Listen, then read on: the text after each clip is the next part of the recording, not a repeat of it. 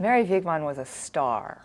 She was amazing because she could have a career in dance, bridging incredible political and social and world change. So she worked through the Weimar period, that tremendous social period of ups and downs economically and socially in all sorts of ways. And then she was able to work through a good deal of the Third Reich through World War II. And she was declared sort of degenerate or wasn't able to work for a period at the end there, but then she picked up her career after and was able to work after as well. So it's quite incredible that she could do that. She had an incredible following. Her schools were monstrously successful for most of that time. And I mean, she suffered a great deal during World War II, as did everyone. And people came from all over the world to study with her.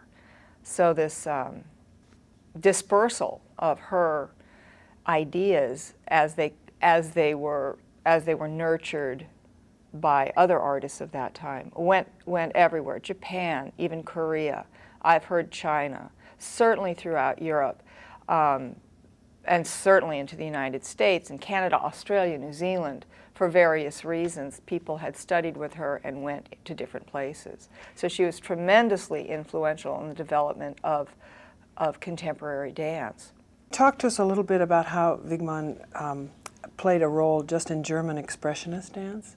There was an incredible excitement about, not just in Germany, but a lot of places. And I think this had to do somewhat with the kind of awakening of female body, so to speak. But everybody got more sort of corporally aware. And this body culture, they called it, really started to come up, not just in Germany, but certainly in the United States, where, women were shortening their dresses so they wouldn't drag around in the muck, and playing tennis and bicycling. And in Germany, this happened, and there were these great rhythmic gymnastics that were going on. And so people were interested in this kind of health and fitness and body and moving together in these exercises. So that's kind of interesting that whole thing was going on. And of course, Delcros was beginning his teaching, which you're probably familiar with, combining music and expression and physical body, right? So this was very fertile time. And Rudolf von Laban was a very important movement theorist at that time. And Wigman had studied with Laban and became closely associated with Laban. He was very scientific in his approach and his look at space and his whole theory of icosahedron and theories that are still being developed today. Not just Laban notation, but theories of movement. And she got more into the mystical, spiritual quest, where she brought into this expression dance. And this is the Ausdruckstanz, expression dance. I think many of her works certainly were expressionistic, but it could be considered that expressionism is a part of Ausdruckstanz, but not the total. When I first had the idea to do this, what I was originally calling the Wigman Lineage Project, I called Annabelle Gampson on the phone because she had done some wonderful reconstructions of Isadora work, but also Wigman work. And I had seen the swinging landscapes and her version of the witch dance performed in New York. And so I called her and said, hey, I have this idea. What do you think about it? And she said to me, she said, I don't care what you do with the swinging landscapes with the Wigman work, because I'll never dance those pieces by that Nazi again. She said it made her feel nauseous to work on those dances, and I thought, that's fascinating. But a lot of people still have a very, it's a point of difficulty in the United States and Germany and many places to come to terms with art and artwork and anything coming out of this incredibly tumultuous and painful, horrific time. But nonetheless, dancers are going to dance. Choreographers are going to make dances, and artists are going to keep creating. And how on earth are we not to look at that art? I mean, I think it's really important to look at that art that's coming out of that time. I don't see this stuff in a nationalistic way. I see it as part of my heritage, deeply part of my heritage that I want to honor, and part of many, I mean, in the United States, practically everybody's heritage in some way has one thread, at least, that connects to this. Let's talk for a minute about these two dances, in English, Swinging Landscapes, which was made in 1929, and Witch Dance in 1926, and how dramatically different they are in mood, vocabulary, everything. This is just 3 years apart. Mm-hmm. Have you thought about that? Yeah, sure. The dances are quite different, and artists hopefully do have a range. I mean, that's what we love to do. Yeah, you're an artist as well. So keeping within the same pocket all the time wouldn't be very interesting. However, there are several things that are similar and between the two dances, and one of them has to do with this interest in mysticism, in a desire to have a communion with something else, you know, with this kind of spiritual life force. And I'm trying to recall a quote from Wigman. It's something to the effect of, "The dancer belongs to the earth and flings herself or himself to the heavens in a desire for this kind of communion or this kind of communication." And in the Hexentance, this happens in a way with an interest perhaps more towards the occult or towards a ritualistic kind of rhythm and power. In Schwingende Landschaft, of course, in Swinging Landscapes, it's quite different physically. But if you think of it that way, thematically, it's more similar. So that's part of it. Structurally, they're also quite similar. In Hexentance, the dancer starts in the middle of the stage, does some things, moves around, ends up in the middle of the stage, and there's no, of course, recording of the entire Witch Dance, but from what we see on the little bit that remains, and from things that have been written about original performances, that's what happens structurally. She gets up, does start in the middle, and in each one from the Swinging Landscapes that remain, the three of the original cycle was 9, right? The 3 that remain, each one starts in the middle, gets up, moves around, comes back in the middle. So structurally, there's similarities as well. We talk for a minute about this Hexentance. I saw it live once and have since seen it again on video. But the live one stayed with me for years and years and years, as if, as Peter Brook puts it, it seared itself on my mind's eye forever. Mm-hmm. What is it about that dance? With that piece, each person who recreates it, because you can't do a copy of something where we don't know what it was, so you go into what was making what was her creative tick with that piece? What was her impulse? Why did she want to do that? And then how can, as a kind of co-choreographer with Wigman, the piece I did, how can I get inside? What was that tick about, and how can I put it inside of me? You just said that you're a co-choreographer with a woman who's dead, and that you're finding a way to know what her artistic tick was, mm-hmm. what her impulse was, what her vision was. So can you talk about how you do that, and how someone who is gone from us could be so present for you that you could do that in a lively way? When Mary Wigman choreographed the original Witch Dance, or Hexentance, she writes in her book that she had bought some really extravagant fabric that was very expensive, a silk brocade, and she'd put it away. She was kind of guilty about having spent so much money on that thing. And one night she got up, and she caught a glimpse of herself in the mirror, and her hair was all wild, and she had this sudden inspiration of this witch, and she went and found that fabric and put it on, and thus was born the witch dance. So she had this wild sort of notion to start that piece, and she also was very wrote and apparently said many times that she didn't feel that dancers should ever copy. They should make their own.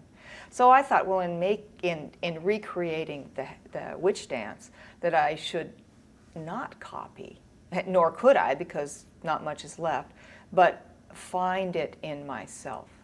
Because that's what she was doing. She was Right. finding it in herself. So I thought, well, okay, well, what is that thing? What is that wild notion that she had? Bam! To make that kinetic statement, to make that rushing out into space and that clawing at the air, and what was that about, and how can I find that? What is it? Because it is real. It is you do feel it. It's a real thing when you get into that communion with, and it's by being in the shapes, being in the rhythms, but it's also something else. It's getting inside that inspiration, yeah, that can be shared, not just by somebody now, but obviously happened in a different way, on a different body in the past. We have to talk about the mask. It's Yeah. pretty central to the piece. Absolutely, absolutely. The original mask, and there's photos of it, original mask was created by, I can't remember his name, but he had studied mask making. And so there's a very strong influence of the Japanese theater, classical theater. Mask, for me, is an amplification. It's definitely not something you hide behind and allow to speak. I mean, it does speak, but you have to charge that mask. You charge that mask with something, and that mask then takes on a spirit, and it becomes it really has its life. The mask has its life. But that life comes from how the performer charges it, like a battery. You said that Wigman had a kind of epiphany, or a vision anyway, one morning looking in the mirror at herself, and the dance grew out in part from something she saw or intimated. We don't know, it's a mystery. And then you also said that the mask was made by someone who made masks for the No. So you have both her inspiration and vision, which was German, essentially, and then you have a mask made by a Japanese craftsperson. Yeah. Well, a German who'd studied there. Right. Yeah. So this Japanese influence is inside the mask, in a way. And that's interesting. It sort of suggests something that Jung might have said, well, of course that's true. There's a kind of collective unconscious, or there's some kind of thing that unites us all out there. Yeah. Because looking at the dance, when I saw it, I thought, having spent a lot of time in Japan, I recognized instantly aspects of the No and the kabuki, but of course it wasn't either of those things. It was her own. Well, there were Japanese dance artists that studied with Wigman, and as we know from teaching, it's not a one-way street. The teacher hopefully is learning as much or more than the students. I mean, who's the student, who's the teacher, right? That's right. when it gets good. Anyway, so undoubtedly she took on influence from her students. Also at that time she was interested in this mysticism. And at that time, not only in Europe, but the United States as well, there was a great deal of interest in the other and this mystical union, and how can we become more spiritual and all of that.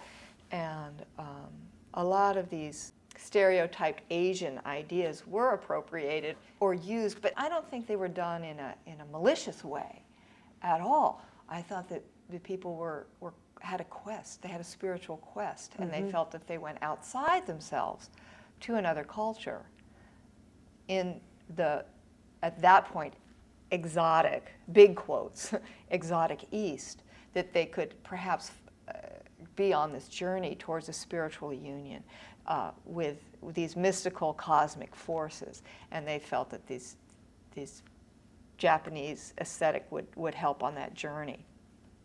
You mentioned, again, Swinging Landscape, the dance from 1929. Let's talk about that again. Looking at it recently, I was struck with how sensual it is, in all the best ways we might think of that word. What was going on with Wigman at the time, or is there, you talked about, of course, an artist being able to have many notes, many aspects. Is there anything particular that fed into that dance? She apparently had fallen in love. Oh, she fell in love with a gentleman who I think was younger than she by perhaps as much as 7 years. And she choreographed this piece as a kind of thinking about that summer where she was having this fabulous romantic relationship, and it's got this, it's to a tango, you know, and she's got all that. But the dances are, they may seem quite light, and they are in a certain way, but they also are very telling about her use of space and gesture, particularly in hands and forearms, and also in her concept of weight placement. Nowadays, everybody says, where's your center of weight? Everyone knows their center of weight is in their pelvis, right? Well, that's always the case. I mean, Isadora Duncan put it at the solar plexus, and Mary Wigman felt it was in the sternum. So, for instance, in Pastorale, where she does these gestures out, it's a sense that the center of the being is more up here. And in, same in Pastorale when she does the leg gestures. Near the heart. Well, yeah, and the legs are somehow, they're not, when you think of your power base being lower in your body, the leg functions differently.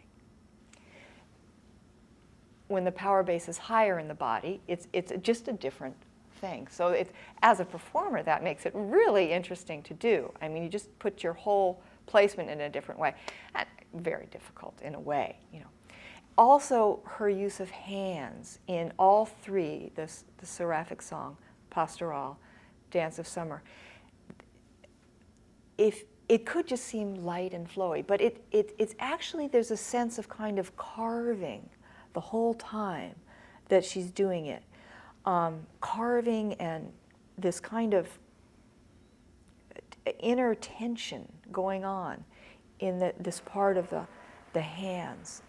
And it's very particular and very specific to her way of doing things. So the piece is certainly in mood, very lyric and sensual. But those things aren't to be taken as, you know, dance light, but that they're inroads to a deep part of her aesthetic and technique. Or even emotion light. Yeah. And watching you do it, I'm reminded again about the combination of the freedom and restraint that she somehow got in the exact same moment, in a way. And that's a more mature love, I would think. Yeah, and freedom and restraint, that's a wonderful way of putting it. It's a wonderful couplet.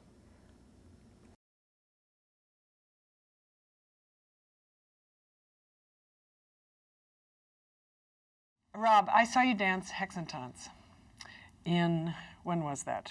1996. 96, wow. And it's a long time. However, the staying power for me as audience member has been intense. And looking at the video recently, I realized that I have kind of carried that around with me. The image of you doing that's something that I have permanently with me in some way. Okay. Quality of your performance, the dance. Can you talk about what it was like to do it? Yeah, I've been thinking about this week, and what I remember mostly is watching Wigman do it on this little clip video, and Betsy was talking about that earlier, that watching her, even these little clips, and they look like they're from 300 years ago, and, you know, done really poorly on a big, fat camera or whatever, but she's just amazing. So it always felt a little bit like there's no way I could I could interpret it like she did, because she obviously was just an incredible performer and could expand energy in a room, to a degree that was just amazing. If she was performing today, she would draw huge audiences, because she has something that I work hard as a technique teacher to get, as a performer, to get out of people that has nothing to do with technique in the classical sense, but it's this sense of presence that's just so immense. And that was exciting to watch her do that, and I'm glad I got to do a piece like that. You described just now the feeling that Wigman's performance of Hexentanz was kind of up here, and that you might not, in terms of presence, be able to reach Well, there's no way I could do that. Yeah, I mean, I think maybe if I choreographed my own dance about my own demons in some way, or about, if it was personal to me, and my own movements. I mean, her movements were difficult for me.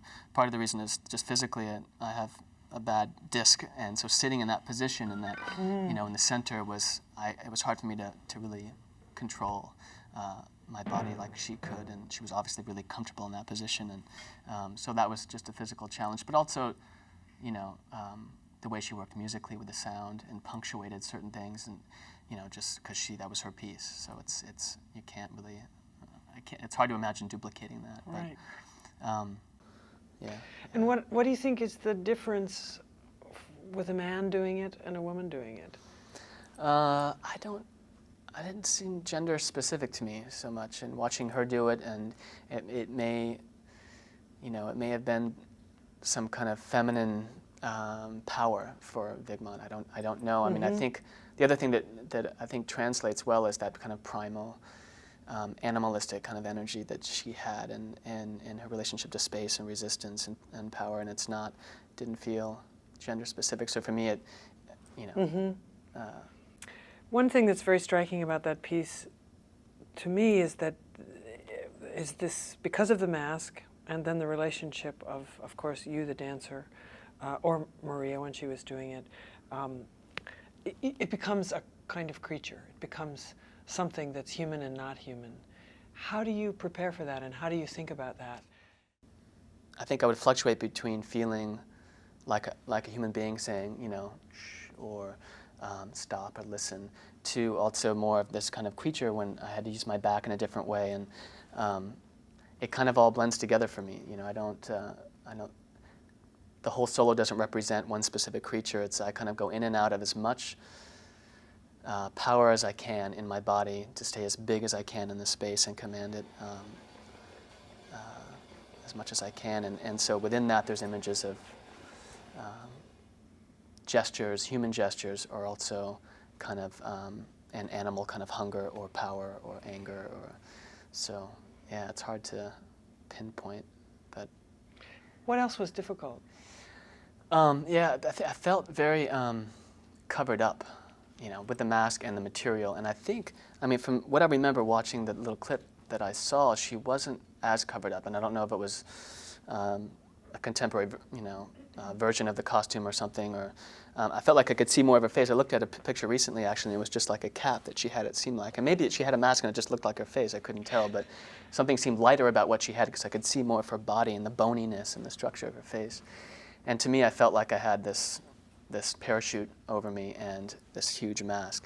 So inside, I was thinking too, I play drums as well. When I'm playing drums and I'm in the back of the band, I'm feeling things with my body and the rhythm and my face. People are talking about my face, making these really weird, And I know in that, I wish I had a little camera inside that mask when I did that piece, because I'm trying to emote as much as I can, and through my whole body. And so it was hard, as I was trying to power all of this energy through this costume into this the lyric, the huge mini theater, which is huge.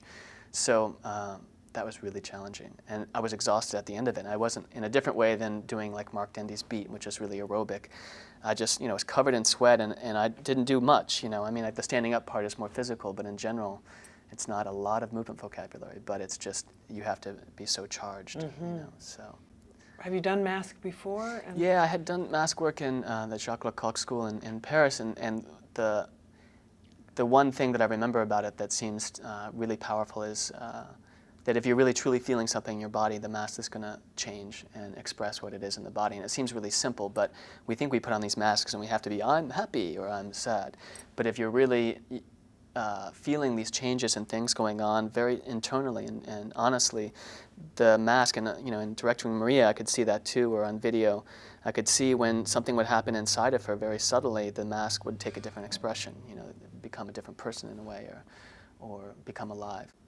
So, And perhaps the struggle you experienced with the mask, you said you felt covered, implying almost being a little buried by all of it. Yeah. But maybe knowing what you do about space, and because your presence is very lively and very electric, maybe the struggle to get through that feeling of being buried and through the mask was also part of the dance. And so it had a kind of charge, Yeah. as you and Betsy both put it. Yeah, that's a good way to think about it. Maybe that was, in a way, what I was struggling with the whole time, And maybe that witch is also struggling with that. Yeah, that's a good way to think about Or it. something. Yeah. Would you do that dance again? Sure. Have the mask, please? No. No. Yeah, I'd love to.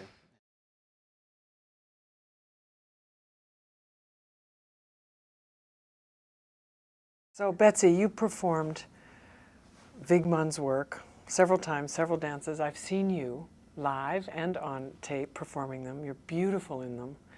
They're difficult, though. Yes? They're challenging. They're challenging. I was thinking about this. I think the challenge for me with these dances is that there is